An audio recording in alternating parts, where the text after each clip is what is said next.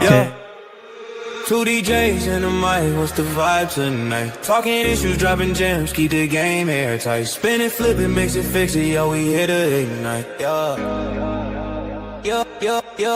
Hands on the decks, but the crowd don't move.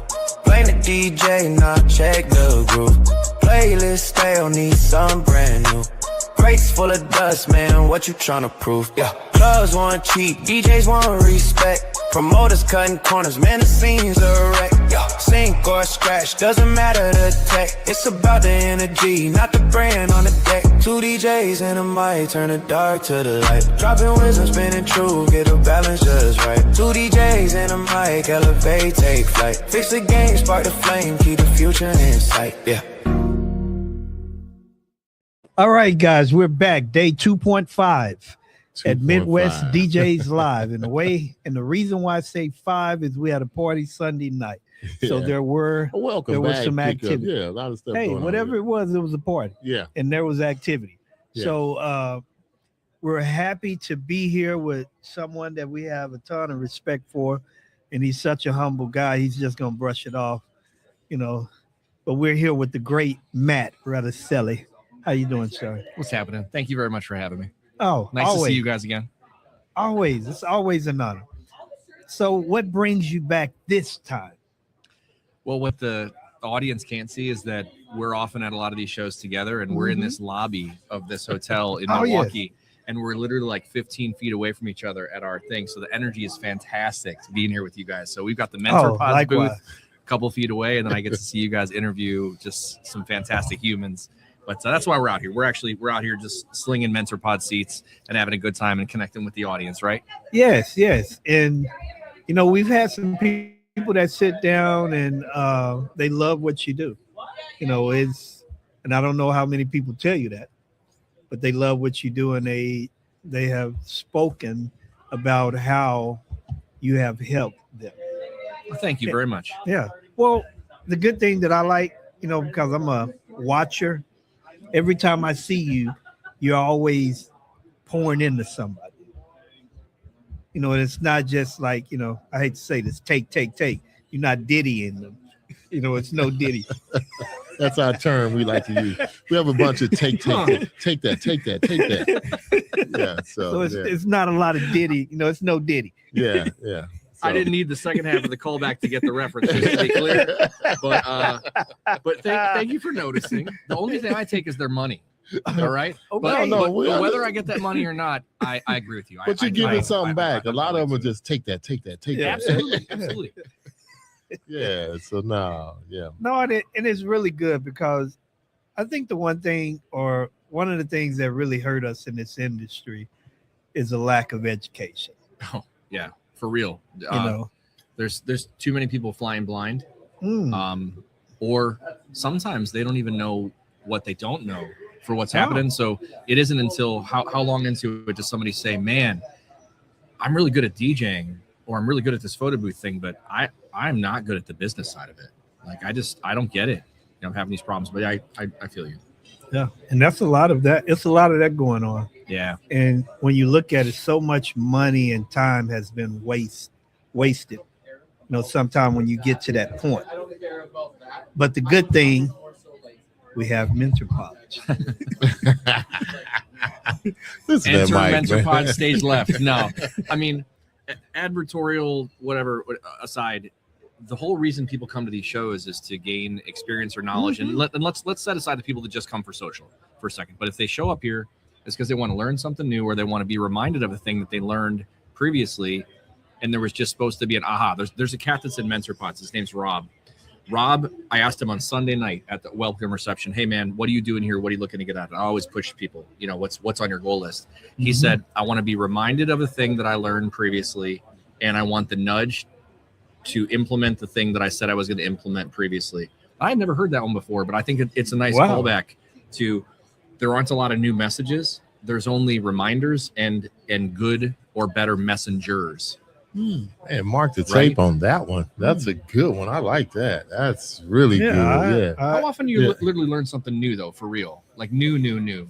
Isn't most of it just like that makes sense. And you're like, a lot of it is just remixes. Yeah. Things are people find a better way to do it. So they remix it. Yeah. If you want to put it in DJ terminology. Yeah. So it's a remix. Exactly. But really you're doing the same thing. You're just doing it a little differently.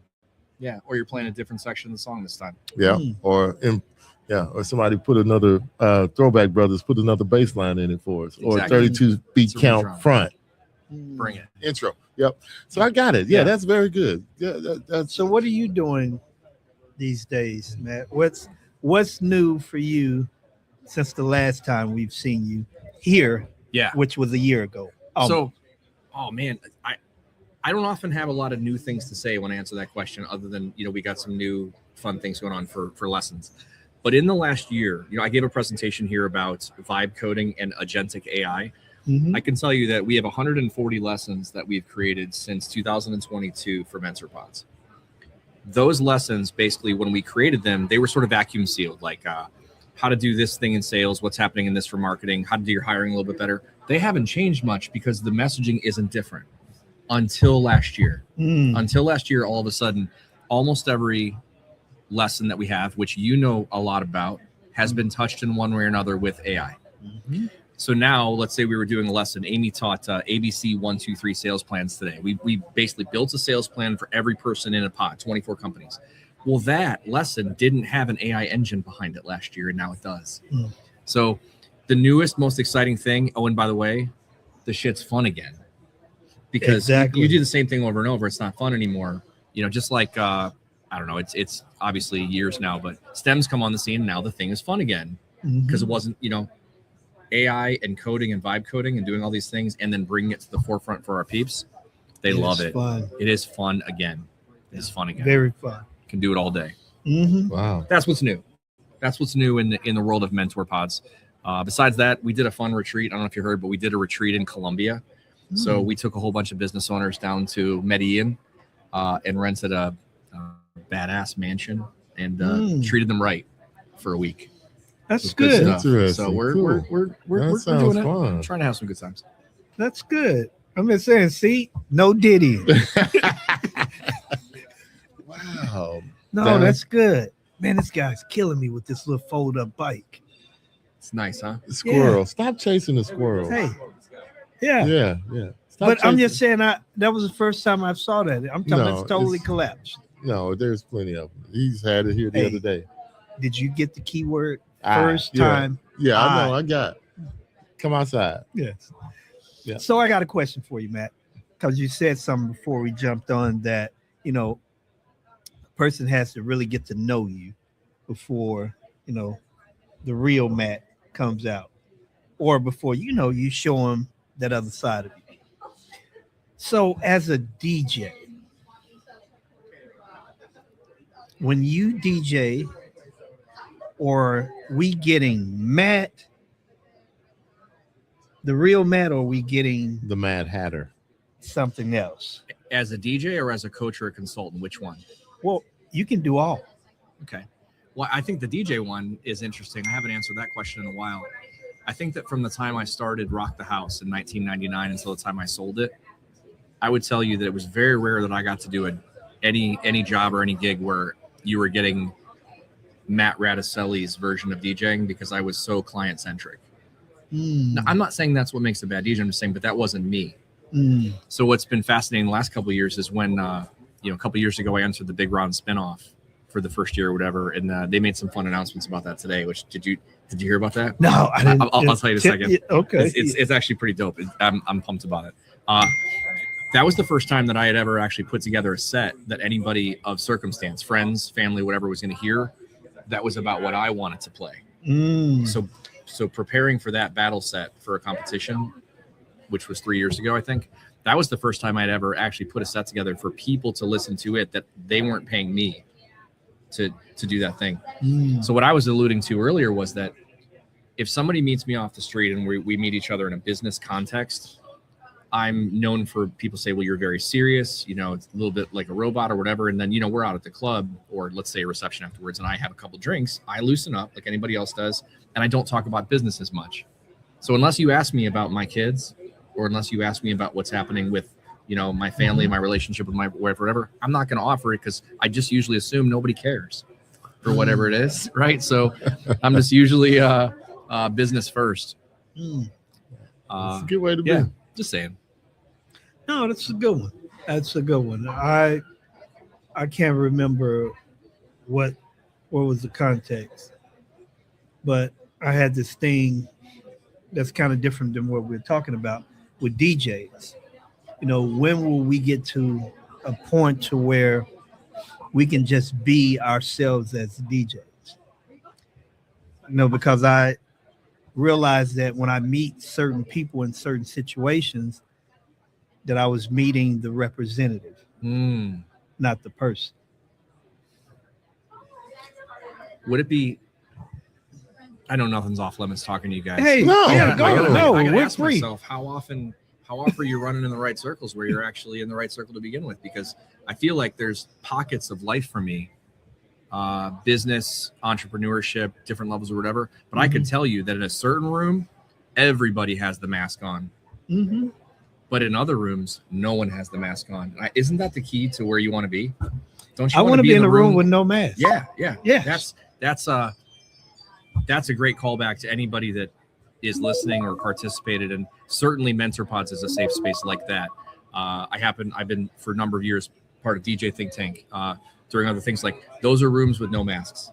Still some egos in the room, right? We can't do away with those, but I would just say, the older we get, I don't want to be in that room anymore. Oh no, I don't like it. It's not appealing because it's like no, just be you is okay.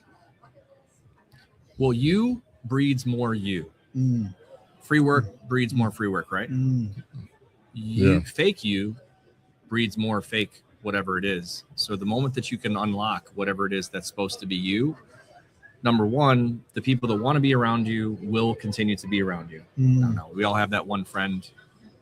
Anyways, I'm not gonna say his name on his thing. But wow. Whatever you put out in the world, you will attract it. Absolutely. And whatever tomfoolery attracts tomfoolery. Yeah. So wow, that's pretty good. I think we were in Chicago sitting on the beautiful big microphone stage, and I mentioned something about the 3 keys to being a DJ or in this business. You got to have technology, you got to know your equipment, and you got to know a business sense. But I think you had 5 keys that you mentioned to us. I know you probably won't remember, but I was thinking about that the other day. I said, I wonder if Matt remembered the 5 things he told me. Do you have 5 things that you think we need as DJs? And what are your keys to this business? To be a DJ from a performance perspective, or run the full business? Total package. You can be a great DJ, have terrible business sense, and then be afraid of technology and be behind and still using records, and everybody else is somewhere else and not making your job easy. But I think I could have swore it was you that mentioned, like you came up with a few other things besides what I said. But I know. Plus MentorPods, I'm sure you're giving them more than just the performance things for a DJ. I got plenty to offer. I think the number one thing is to be open-minded and to be always evolving, never be set in your ways. Anybody that I view as successful always started with a little bit of talent. So I think that while I don't think that anybody needs to have celebrity status or, savant level talent, that is not a requirement. But they have to have some. And the hardest part about this is that I step into plenty of conversations with people that want to join MentorPods or are in the program even for years, what I've worked with over time. What if they're doing all the things right? What if they're priced right? What if they're getting the right number of leads? What if their marketing looks amazing and whatever, but they still don't have more than 50% repeat business or referrals? And by the way, that's a benchmark everybody should hear, is that if you don't have 50 or 60%, I'll bring it back in just a second. So at the end of it, let's say we're working with them for a number of time and you meet somebody or you at a convention 2 years in a row, eventually you just got to look them in the eye and saying, you might actually not be any good at what you're doing. You might not. That's a little strong. No, but it's that's my job to say this. Yeah, it's factual. If you have the leads, you have the marketing, you have all the best gear and whatever. If no one's referring you, if the venues aren't referring you, if the players aren't referring you, something is wrong. Honesty would be good. DJ. Yeah, you're right. Right? Wow. So, but outside of that, man, being open-minded and being willing to implement all of those things and not be scared to break stuff. I sent out an email to our broadcast today. Done is better than perfect, right? Like, you got to put it out there and break it. And with vibe coding and coding in general, that couldn't be more true today. We have to be willing to put stuff out there. If we want it to be perfect before something goes out, it'll never ship. I sent. Did you hear what we did on stage yesterday? I sent 1,000 text messages by accident to that room because I sent 1,000 erroneously sent text messages after shipping something awesome I did on stage for everybody. Oh boy, no, I didn't hear about that. What was the effects? 6 people unsubscribed, but there was no shortage of people that came up to me at the end and were like, "Hey, you're bragging about all this AI stuff. Why did I get 9 text messages?" And I was like, because this is how it works when you have to build and learn how to do a thing. I'm not saying I want you to practice on your clients, right? I don't want your clients to be pissed off, but I am saying you can't be scared to take a step off the safety area. No, you can't. And you just can't. You can't be scared of the ship blowing up and being put in a situation where you got to rebuild it. Yeah, because you in regards to that could happen at any given moment. That's right. That's but right. The beauty is I can do it again. Yeah. And I can do it better this time. Yeah. And if the person on the other end of that transaction knows where your heart is and what your intention is, they actually appreciate it more. Like now, if I was doing evil business opportunity, I was spamming people, that'll be a different story. But I'm a firm believer that when you enter this relationship with your customers, the more, I don't want to be friendly like it's fake, but the more relationship you have with your customer, the more forgiving they are when you make small mistakes. So any multi-op that listens to you guys has heard a million times, this one job didn't go well, and then they gave us a laundry list of things that didn't go great. Well, nothing goes perfect. So that laundry list just disappears when somebody likes you. That's how I feel about it in general. Like, you just got to be willing to break some stuff. You got to break some eggs to make some omelets. Wow. You just said something. It just opened up a whole nother conversation for me. So, because you just said something that just made me realize something. Sometimes we question why certain people are in certain situations when they may not have the skill that's required to be in that situation.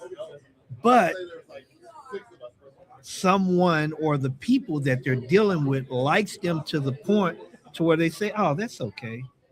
True. This heart is good." True. And that person may be affecting other people where it's killing their events, but the person that matters likes them. There's a whole bunch back into that, because aren't we really describing, if you flip that inside out, aren't we describing the opportunity and faith of somebody believing in you? Yes, in the beginning, right? But on the other side, we have to understand, I call it risk of ruin. What's the risk of ruin for your default future? Risk of ruin. Write that down. Risk of ruin. Okay. Go ahead. I'm just making notes. 2 concepts that go together: risk of ruin and default future. Okay. So if you ask yourself, what's my risk of ruin? How bad could it be? Okay. And if it isn't real bad, it might be like, here you go. My daughter is currently 14, almost 15. She turned 15 next week. I had a one-on-one private engagement with a client last week in Harrisburg, Pennsylvania. My daughter said, "Hey, Dad, can I go to work with you?" She was off for spring break. And I say to myself, what's my risk of ruin? Is my client going to be frustrated that I bring a 14-year-old that looks like she's dressed up to come to a business meeting as another consultant? And I was like, no. He knows where my heart is. He knows what's happening. I know it's a different thing. But some people will be like, it's not bring your fucking kid to work day, bro. Yeah. Right? So default future. What if I don't do this? Yes. Where do I go if we don't? Well, what if they don't get the opportunity? What if they never get the opportunity to do the thing because I'm here to catch them, or I'm here to see whatever's there? What if that opportunity she had to come to that business meeting with me changes her life in something, or maybe it was just the first day in her entire life where she goes, "I actually know what my dad does now." Whatever. No, I don't know, but that's good. But I've been on the raw end of that though. There are plenty of people that are given the opportunity to do a thing that have no business doing the job, and I'm like, really? Like, so I hear it, the other side of it, but I want to lead with my heart on the positive side of it. Well, when you said that, I'm just thinking about some things that are just, and it just popped up in my head, and it made me feel a little, I have a little bit more heart toward it, because I'm like, that's why that could be. I have a better understanding. That doesn't make it right, but I understand a little bit more, because sometimes one person may benefit from something you do, and 100 may be tortured by it. Well, you can't do that then. That outweighs the. I understand the that. reward. I understand that. But if I'm your employee and I love you to the point to where I'm not paying attention to what's happening from your poor work performance. But in this, we can't. We have to pay attention. We should. No, we have to pay attention. We should. And you get one chance to mess up that risk. We should. But we know some people don't. No, as a leader, I'm paying attention. No, I'm not talking about I know leaders. you're not talking about me, but every leader should be paying attention. I know it, but I'm not talking about leaders. You can run a whole company. Yes. Uno Apple. And some people do. Yeah. Oh, go ahead, man. He's just looking at us going back and forth. But I was trying to decide which side to pick. Yeah. Well, you picked the side of risk reward with your daughter, but your situation was not going to run 100 people. It might have made that one client. Completely different. Yeah. It is. It is. I think part of that is understand the definition of compassion. I think what you're saying is. Yeah.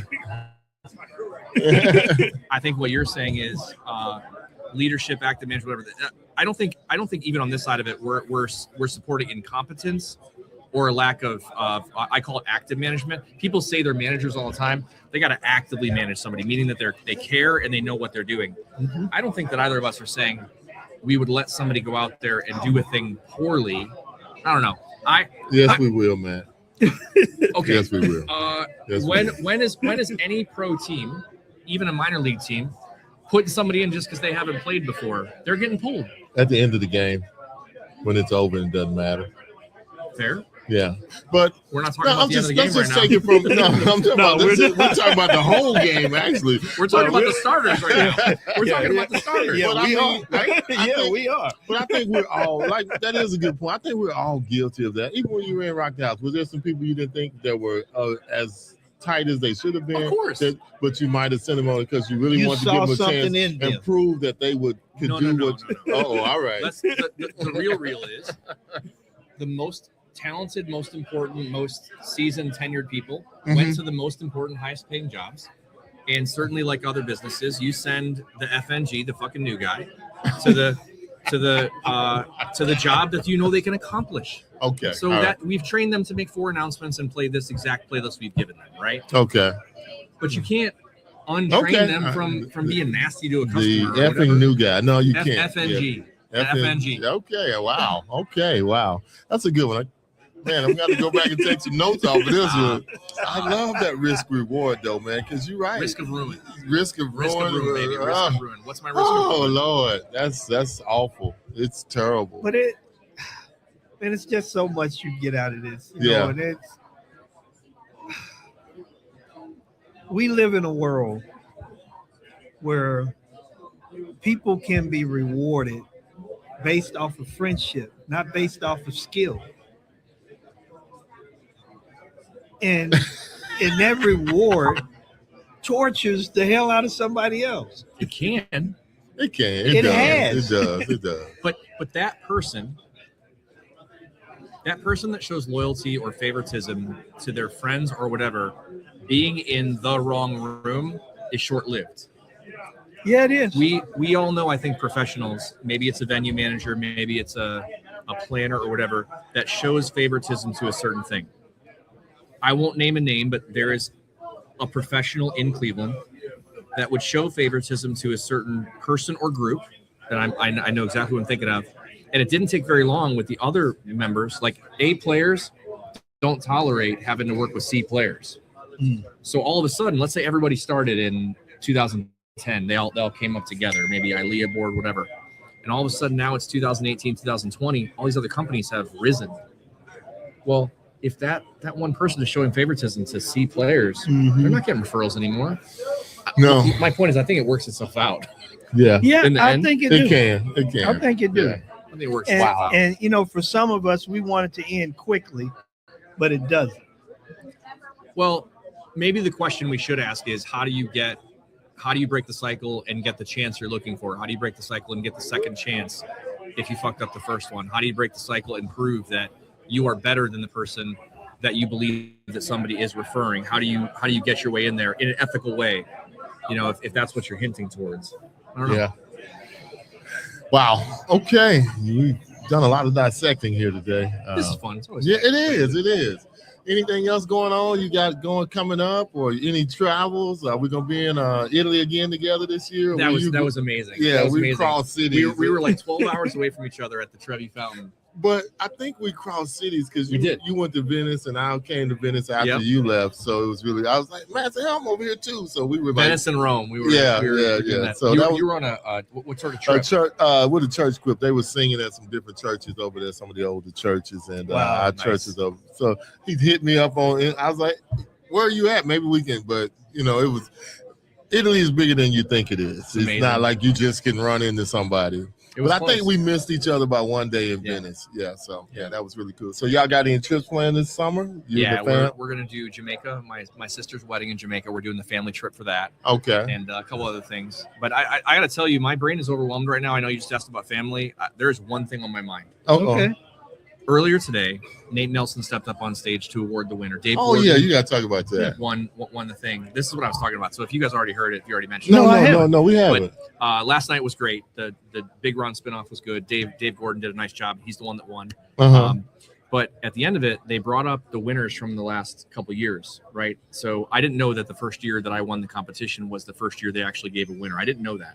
So was that 2023? I guess it would have been. Because we were here for it. Yeah, I think so. Yeah. So they brought up myself, Don Carlo, Mad, Mhm. right? And then Dave Gordon. So basically, well, Don Carlo wasn't there at the time, but he announced that in 2028, which is the 20-year anniversary, they're going to have all the winners from the last 5 years battle it out. So you can start working on your set now. I'm ready. That's all I want to talk about. I don't want to sell Mensapods. I want to go practice. Yeah, he's coming. Which camera's mine? Give him his camera. Give him his Okay, camera. go ahead. Let's just make this very clear. All right. Buy your tickets for Midwest DJs Live right now for 2028. We're gonna get up some link on the Midwest DJs Live website right now, because you're gonna watch 5 great DJs, but you're gonna watch 4 of them lose to me. Is all I'm saying. That's what's up. All right. So there you go. 2028. That's what's up. So let me ask you a question. So your head is already spinning. Are you gonna do the hat thing again, I or don't know. do He you can't. have something else? He can't. He I got to don't- do I don't- something. No, different. everybody like hasn't to seen be- it, Mike. He can do it again. No, I you haven't can't. even seen the You video of it. Is there You video can't. of it? See how he feels is how my brain works. I feel like I don't think he'll allow himself. Go ahead. Did I tell you the story about the hats? No. I'll make it short. No, but- go ahead. But Yeah. the thing was that in 2022 and 22, and they asked me to participate, Mentorpods wasn't really a thing like that. Like Uh-huh. it was a random thing because a couple of the guys knew that I DJ'd, and they were looking for something. And I took it as a joke. Like I literally had watched people do the showcase in the previous years, and with all respect to what they did, the DJs weren't as good as the nightlife talent. So the fact that it was a Big Ron spinoff wasn't really a spinoff to me. So I took a little bit of a satirical, sarcastic perspective attitude, and I was like, "Okay, well, I'm the old guy. I'm 44 at this point. I'm 47 now. I mean, I'm 44 then." I was like, "Why don't I do a thing? I've never done a battle set before. I'll do a thing, and I'll do some shit they've never seen before, just to make fun of everybody." And I wore hats, so every single time. How is that making fun of everybody? That shit was freaking awesome. How is it? It was next level crazy cool. It was great. I think it was like the opportunity to say to somebody, "You have one expectation of what this thing is supposed to look like. I'm going to flip it on its head and do it differently, and show you it can still be done." It was great. I love the conversation about the too cool for school ego DJs. I'm like, it doesn't matter, guys. We're just playing music. Don't take yourself so seriously. So the hat thing evolved. It started with, and people don't always know because nobody knows my DJ name, but Matt Hatter is not Mad Hatter. It's Mad Hatter. It's Matt Hatter. Okay, Mad Hatter. But it's evolved over the years. Yeah. People thinking that I'm talking about hats. So yeah, man, I wore a different hat during every segment of the thing and worked on it. And then were you at Marquee that year? Yes, we were at both. Yes. So the Midwest you didn't DJs do the hats at Marquee. I did. You did? Yeah, he did the hat.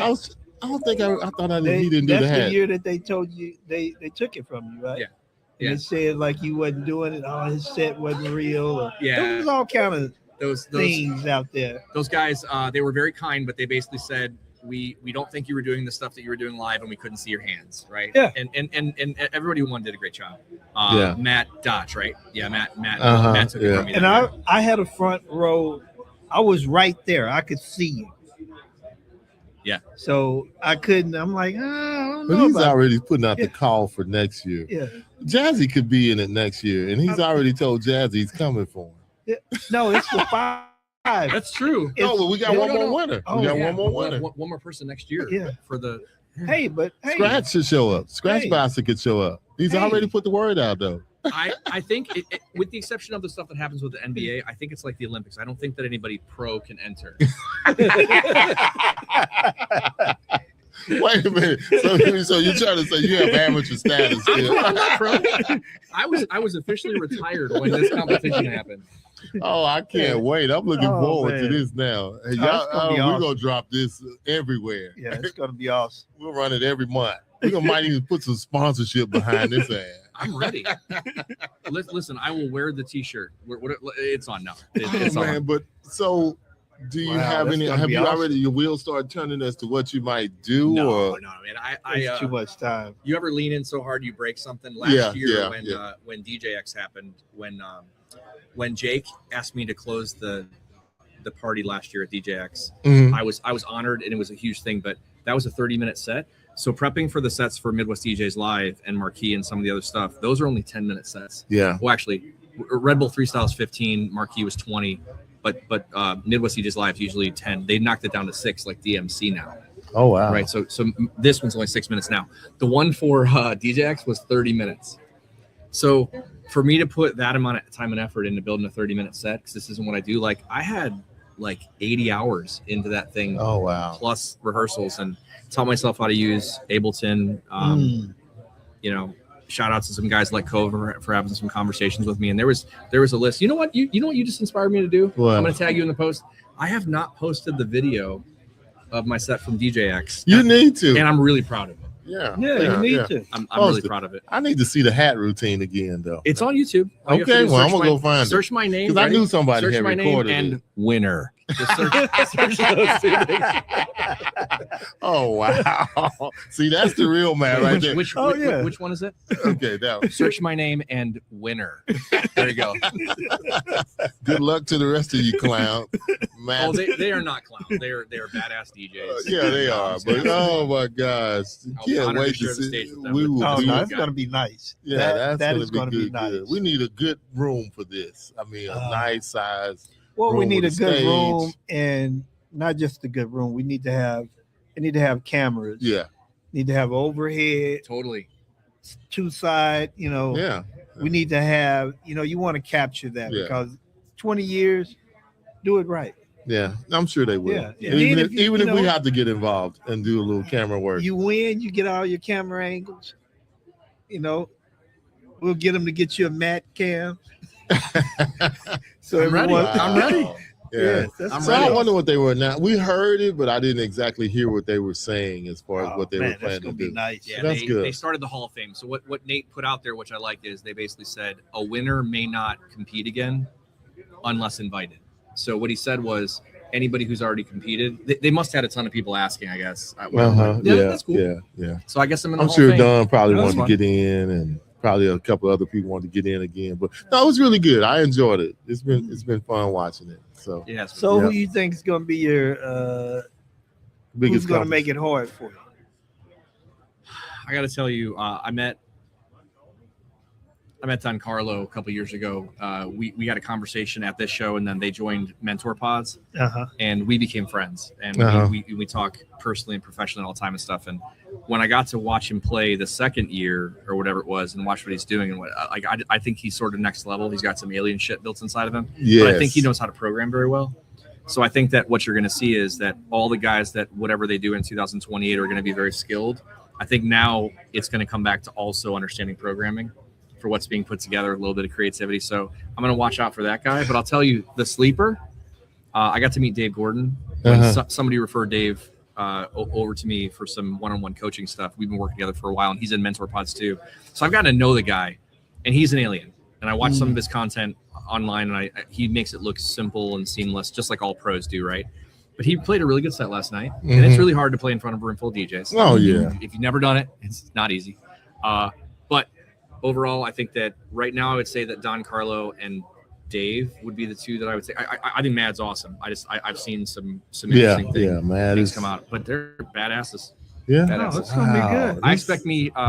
Anyways. Y'all heard it first. But to me, I'm gonna tell you what I think. Creativity is the key too. I mean, not just on the decks, but what you did with the hat.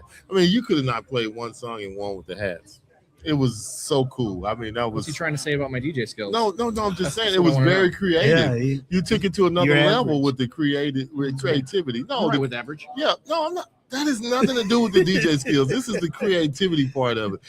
If other people incorporate stuff into their sets, that makes them even takes them to another. Your set was awesome because I don't even remember the hats in Chicago. That's what I'm telling you how good it was. I remember that. I don't remember the hats. I remember the hats here, but I don't remember them in Chicago.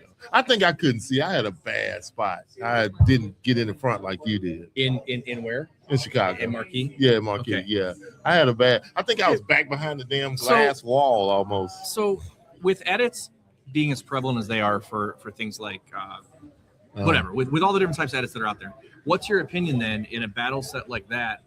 Like, it's not Red Bull freestyle. It's not DMC.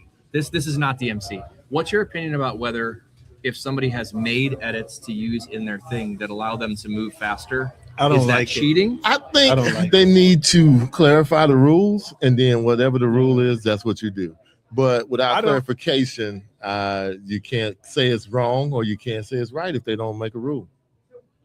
And that, yes, I don't like it because for the person that may not understand, it makes them think you're doing something that you're not. How is that? Tell me the difference in today's day and age. Again, 2026 presently. How is that different from hearing somebody play an edit that they got from DMS that already has those 3 tracks put together? It's the same. I feel the same. Okay, so you're saying it's a reality, but I don't like it.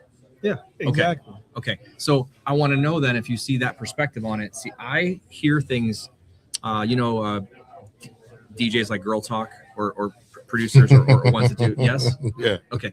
So I hear in my brain all the time, just like what happened for business. I hear things like that. So for me to be able to produce some of that for DJX, I made some of my own edits in order to make me to be able to move faster. And I learned from, do you know who JFB is? You ever seen JFB play? 4 Color Zach, who's going to be here tonight. Yes. Also a couple things from like Scratch Bastard. But I know that they're doing it, but it's just, I love the creativity in the sense of the edit itself. But I do like to see the realness of what it looks like if you're actually moving. Oh, totally. Yeah. What if the edit that we made though on the timeline had, instead of me moving through, let's say 80 or 90 songs in 30 minutes, what if the entire set was only 8 songs because every one of the songs had 8 cue points in it and you were moving fast through it like a Scratch Bastard or 4 Colors? Are you cool with that? As long as I'm actually dropping the beat or something to it, is that cool? For me, no. Okay. See, there's a huge divide in the space when it comes to competitions now about this topic. Yeah, but I know it has got to that point because some people can be even technical. I don't like them. You study hitting the cue points and you're jumping around. You're hitting. So that comes back to one of my business points. You have to embrace technology. Oh, you do. If you have it, Why can't you use it? And I'm not saying that's me as far as that. No, I'm but just saying this is when a full-rounded thing. So when I see we're it- embracing technology. And you have to have talent to use it. Yes. I embrace technology. Okay, well then, 'Cause so why would you say you can't use it if it's there to use? You're asking me my preference. Well, I understand Or your opinion. when I'm seeing someone battle, I would like to see them. I want to see how fast their hands really are. And sometimes with the edits, you don't get to see that because that helps them to move to point A, B, or C. You don't at a think faster everybody's rate. doing that? Oh, a lot of people are Okay, doing that. that's all. Guys, let's talk about AI for a second. Okay, How let's- much can you use the tool Oh my God. before the person you're using it with or for says you didn't do this anymore? Same for DJing. How Mhm. much tech do you have to use before somebody goes, you're not really doing that anymore? That's a It's good hard one. to tell because a lot of people can do seamless mixes, but how can you tell if they use AI or whatever? It's a rhetorical question for Yeah, me. All that's I'm a saying is tough there's one. That's a plenty of tough one. photographers that get walked up on and they're like, man, that camera must take good pictures. You're like, fuck no. I know how to use a camera. I understand the exposure triangle. Oh, like, wow. let's go. Yeah. No, No, but that was a tough question, Yeah. but yeah, I think you have to have a bit of integrity within yourself, or there has to be just straight out rules laid down. Because if you don't have integrity, you can do whatever you want to, and if there's no rules, you can do whatever you want to. Now, if your opponent doesn't take advantage of that, no rules and that no intent, and doesn't have any integrity, then here we go. And So- if I can, I want to just add this one piece. The one thing that I don't want to ever take away from that I appreciate is I love the creativity even within the edits you. because It's well said. I know from playing with that and doing some of that how difficult that can be and the level of imagination that it takes to even think and put that together. Yes. Okay. So let's take that because that actually couples very well with the thing I just thought of, which is, doesn't it also come down to the intent and the heart of the person who's doing it? Oh, of course. And the skill level. Oh, Like, yeah. there's Yeah, plenty of yeah. people that I've watched do a battle set, and I know for a fact that person's battle set is like over rehearsed. And then when you put them on a set of decks and say, okay, now beat mix, like I make an assumption about the two of you, and I hope I'm right. I hope that I can blindfold you and put a set of headphones on you and that you can mix two Oh songs yeah, together. oh yeah. Okay, yeah, cool. yeah. 98% of the people that are watching this can't do that. I know. Hopefully not with- 98%. I what do you think the percentage is? I That agree. can beat Mitch with their ear. Wow. Now I made myself sound old because everybody on the internet says No, you're not. if you're gonna talk about beat Mitch, anyways. So Yeah. anyways, I would say yes, looking at how many DJs learn 95%? how Oh my to God. DJ on a controller in a computer versus on I hope vinyl it's not that where high, there's no y'all. I'm computer. sorry. I don't. I just hope it's not 90-some%. I Oh, think it's it is. high. I think it is. Oh It's my high. God. And I'm not saying that those guys aren't talented and they can't do great jobs. All I'm saying is that if you strip away all the tips Oh, yeah. and tricks and the edits and whatever, Okay. and Middle then, screen. and then you go like this, and then you have somebody with good heart that knows what they're doing, that guy's okay with me, or that girl's okay with me. But if you take somebody who has over-rehearsed, done a thing, and then you put them in front of any standard tools, like I always used to say when people would talk about wanting the latest, greatest stuff at Rock the House, I'm like, guys, you don't understand. You think that what we do as some of the top guys is because of the tools. I'm like, I could rock a wedding with two iPods or two iPads Yeah. and do better than most DJs out there because we understand programming and energy, right? Whatever. I feel the same way about the edits. Like Oh, yeah. they're great to add, but they're just like they're like the booster. They're the NOS in the equation. I need an individual cam now. So if you come to our school now, our academy, we will be giving out blindfolds. We will no longer. We're going to start blindfolding. Where's the people school? in Dallas? It's called the. What do we call it, Mike? I forgot the name of it now. You don't know, 'cause- you know Well, the name of your school? No, because I keep changing it. It keeps slipping on me. I just come learn how to DJ. I can't. Nice. What do we call it though? I can't remember. That's so bad. We could go with DJ school. I'm old. Yeah. JP's DJ school, whatever. Nice. But no. And shoe repair. Like my students, she always wants to look at the screen, look at the numbers, and I'd be like, Just "Hey, level stop up. that! Yeah, stop that." DJ No, level. that's that thing you created. I have a name for it, but I can't remember. I've never officially named it that. Okay. Yeah, whatever. But 90%, y'all. I would even be cool if it was 98. second. If you want to teach somebody to beat mix with their eyes or with the numbers, and then in class 2, class 3, say, okay, now that you know what it's supposed to sound like, we're gonna do this. Like, okay, cool. So, Matt, have you ever taught anybody? Yes. When you teach, do you teach dozens. with your hands or buttons? It depends on the tool that they're going to be using. If they're using a controller, do you teach with the buttons or your hands? Which controller? Just like say a DJing Rev 7 1000 or Rev 1000. 7, yeah. With their hands. Yeah. Okay. And I teach them to cue and to do whatever they need to for instant start with the buttons. Yeah. And you know the differences between the controllers, where sometimes the cue is the hot start and sometimes it's a play between Rain and Pioneer or whatever. But I would generally teach somebody to do that. Yeah. And let go. Yeah, I call it manipulation. It's better if you manipulate it with your hands instead of doing it with a button. I wouldn't say it's better or worse, but yeah. But I'm a fan of using the pads. I'll teach them to use pads. Yeah. Either way, it's good. But that's 90%. That is. I hope that's not true. Correction, DJ world. 98. I know. Okay. I just hope that's not right. Anybody watching, listening, whatever, are there comments on every episode? Yeah, you there guys will have? be. Yeah. Go to the comments right now and just tell us, if I put a blindfold on you and I give you 2 records that are within 8% of each other, can you mix them together? Oh my God. With your eyes closed? And I Just- even have one better. Oh. If I give you 2 tracks from the 80s, let's say Off the Wall and what is Prince song? Jeff, you know what I'm thinking about. Oh, the one that jump all the time. Tell me. Not Raspberry Ray, Nope. but not Kiss. Which one? I want to be I Want to Be Your Love. yes. Okay. If I give you 2 songs from the You're 80s, trying to with kill them lot- already because they the beats jump. If you can mix, you can mix. Yeah, Is but that right? that's quick mix if you I know don't think what. I understand the premise of the question. So the premise of the question: if I give you 2 tracks that have live bands and those tempos Oh, move around? move around, Yeah. can you? We when we taught, we would just say live drummer until everything Live got synced. drum. Gotcha. What's it called in?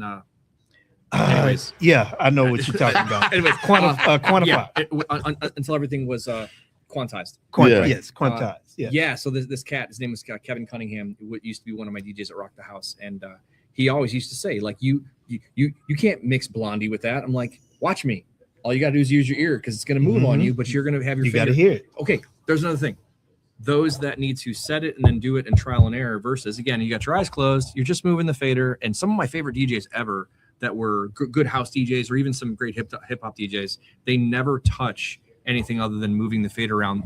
They never nudge. They never put their hands on the center of the Pitch. 1200. They're pitching. They're just pitching the entire time, jump, and they never touch the platter. Wow. That's good. And listen, to each their own. Yeah, Whatever. I mean, yeah. we're having an archaic conversation about a thing, yeah. but No, this is good. I love this. Such is art. Yeah, it is. Yes, It's an such art. is art. The Art of DJing is the name of the school. And I don't know why I couldn't remember and that I can't for tell the you life of me. how many people that I've sit down and trained.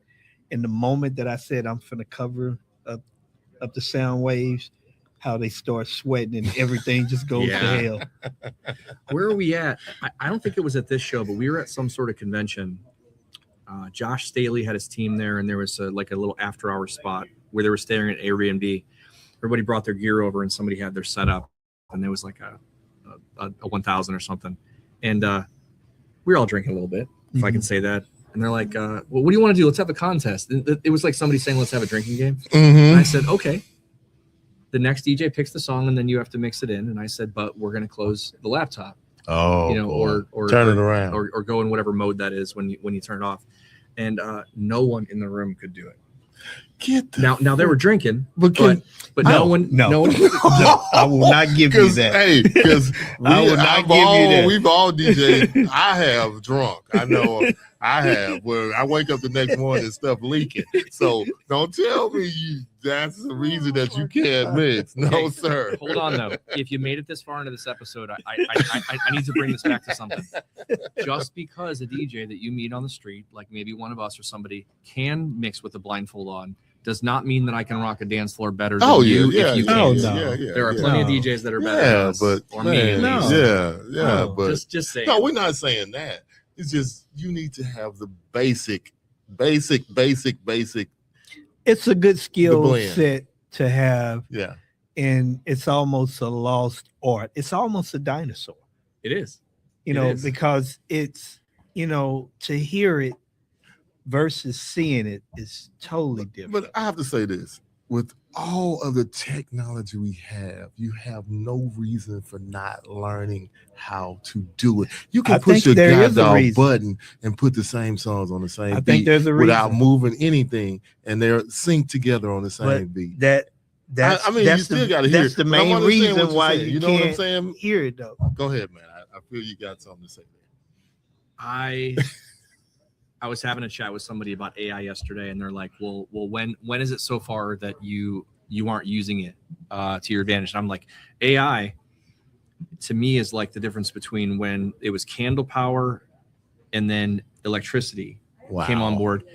That's not the same thing as when people were using horse and buggy and they could still plow their fields with a tractor or I'm sorry, a tool attached to a horse or whatever. Yeah. I think that's where we're at with certain things that we're talking about, because you just can't say, oh, I'd really just prefer to have candles in my house, and I'm gonna go without this electricity thing. Yeah. I think that the skills are like that, and I love the idea of doing it. But like, if you're a chef, you kind of need to learn to cut carrots, right? Fold your fingers back, cut those carrots, and learn to do that prep before we use the food processor, the big thing, right? Absolutely. That's how I feel about learning to beat match, I guess, to bring this conversation home for me. Okay, It's like right. we can throw the shit in the pot, but I don't know. Yeah. This has been fun. I like this. This is always we fun. went somewhere we definitely didn't think No, we it were wasn't gonna planned. go. And it's always best. But that was good. I like that. Yeah. But So, you know, I can't wait till the 28th, 2028. I'm 2028. looking forward to it. Get 2-8 in the building. Get that routine together, baby. Yeah. Let's go. Give him his belt. Hey, he Rich, said. if you watch this, I think we got 2 judges. I want to be. We need like 5 judges and have our scorecards. Yeah, no, it was good. It's going to be good. I can't wait. I know there's going to be some creativity. But Matt, we thank you for jumping on with us, man. Thanks, guys, check out www.mentorpods.com for your coaching and all your needs. And if you want to grow your business, get better, and some honesty. It's a great program, so make sure you check it out. Matt, you got anything you want to say about it, or anything you want to throw in there about your program? You know, if you're serious about your business, you've mastered your craft, but you know, there's just a couple things about whatever you got going on for business that you want to do. Just know there's businesses of all sizes. We've got people that are still working a full-time job trying to decide if or when they'll ever jump from it. And we've got a couple companies that are in that $30-40 million range, as crazy as it sounds. So whether your business is doing $50,000-$75,000 a year, potentially all the way up to wherever you're at, just know, low impact. Give me a call. We'll have a chat. I'm super approachable. All right. Day 2.5. 2.5. We're out. Yes. Matt Radicelli. Yes. Thanks, guys. Man, Oh, God. always. Wow. I need a cold one after that. Yeah. We want the 2028 champion to say bye to everybody. Peace out. Number 2. Two on the Green. red. 2 on the To the red. red. Goodbye from the 2028 champion. You know,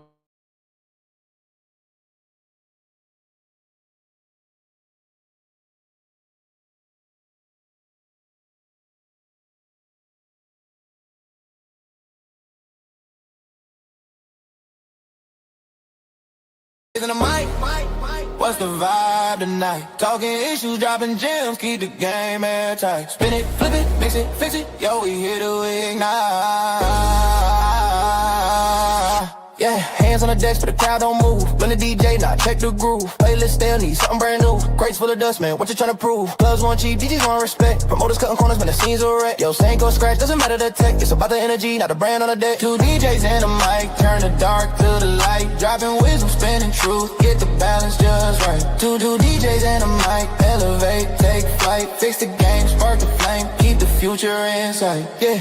Fake followers and played streams. They chasing clout but killing dreams. Then he's playing politics, killing the scene. But we bring solutions, not just a meme. Pay the DJ, they the life of the spot. Don't let the boot get cold when the dance floor's hot. Respect your craft, don't reduce it to a bot. It's an art form, now they get the time forgot. Hey, dynamite, oh. Hey, dynamite, hey, dynamite, oh. Hey, dynamite,